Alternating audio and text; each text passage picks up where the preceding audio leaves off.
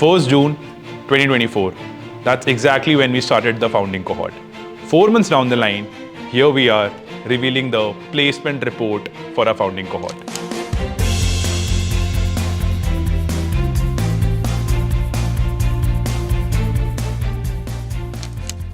Hi, my name is Nikhil and I'm the founder of HiveSchool, and I'm super excited to share across the first placement report for HiveSchool, the placement report for our founding cohort. When I look back at the journey while I was taking the admissions call for the founding cohort, I see diversity. There were people who came for jobs, there were people who wanted to build something of their own, and there were people who came for upskilling.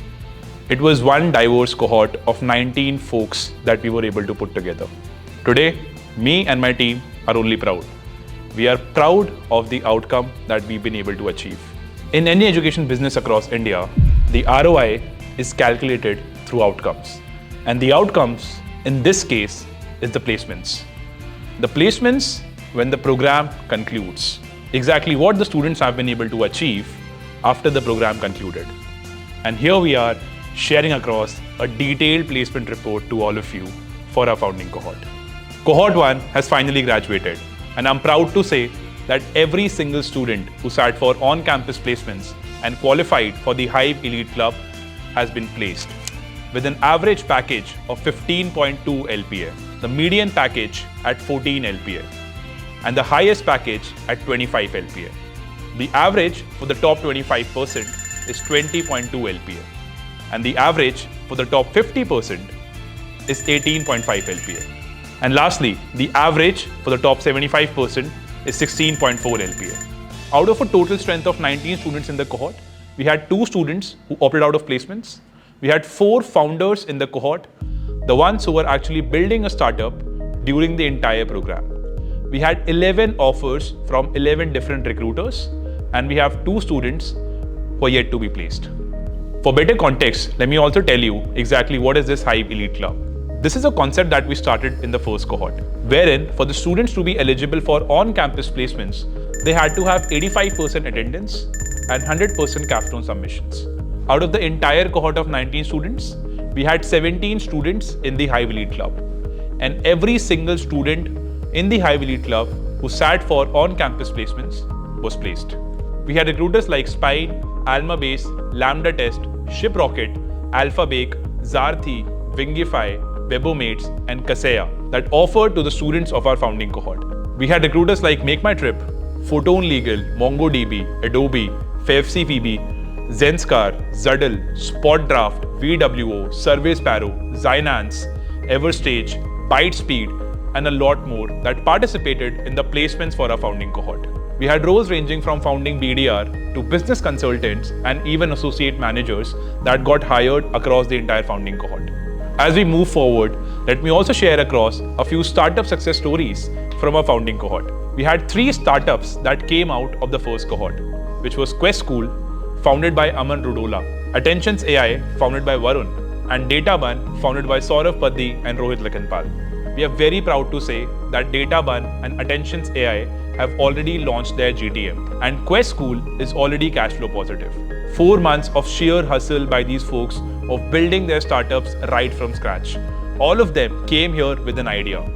They incubated the idea here at the HiveSchool ecosystem, and they worked with us to shape this idea into a reality. Firstly, a huge shout out to Deepak Chip, a pure inspiration for folks who are looking to transition from EdTech to B2B SaaS. He's someone who comes with 7 years of experience in the EdTech landscape, who used to work as a senior manager in Emeritus Learning and transitioned to getting a role at Wingify as an associate manager. Once again, pure hustle and pure learning. Next, a shout out to a few freshers of the cohort, which is Avik Shaw and Vedant. Both of them came with absolutely no experience into sales. They wanted to get their first blunt into B2B SaaS sales roles. And both of them got placed at senior SDR and founding BDR roles at Almabase and AlphaBake respectively. And lastly, a huge shout out to Aryan Perumal. He's someone who came from core B2C sales background once again. Used to work at Scaler and was looking to transition into a B2B SaaS sales role. By the way, he was the first person in the cohort to also crack a US-based offer. Now these were some numbers and recruiter data.